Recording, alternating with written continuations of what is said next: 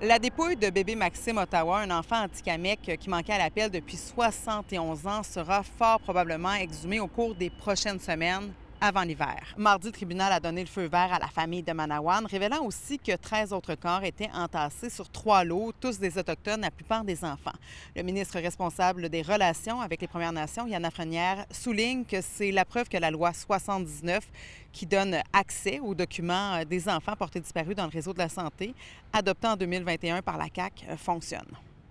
Je veux saluer l'équipe d'Awashak, la direction de Sion Famille, qui ont fait une super job.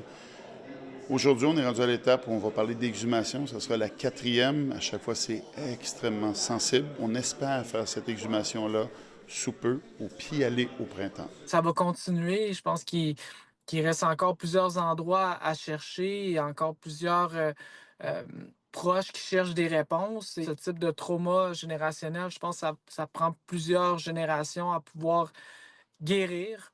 Pour le chef de Manawan, Sibi Flamand, c'est une autre preuve que le racisme systémique existe depuis longtemps dans le réseau de la santé et il demande à la CAQ de le reconnaître une fois pour toutes.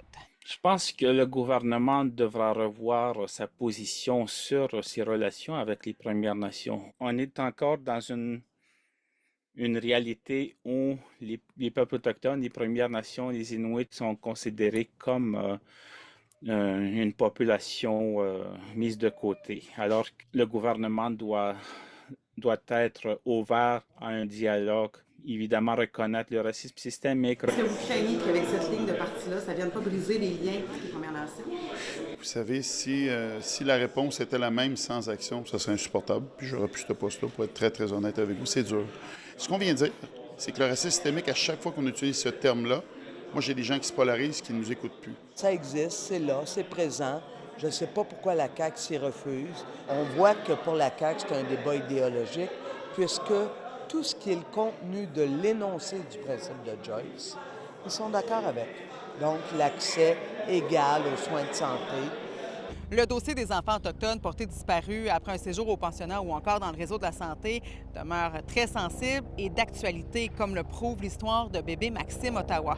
Dans un post très controversé hier, le chef du Parti populaire du Canada, Maxime Bernier, a nié l'existence d'un génocide autochtone, ce que condamne aujourd'hui l'Assemblée des Premières Nations du Québec et du Labrador. C'est des propos qui sont totalement inacceptables. À Québec, Marie-Claude Paradis-Desfossés pour Nouveau Info.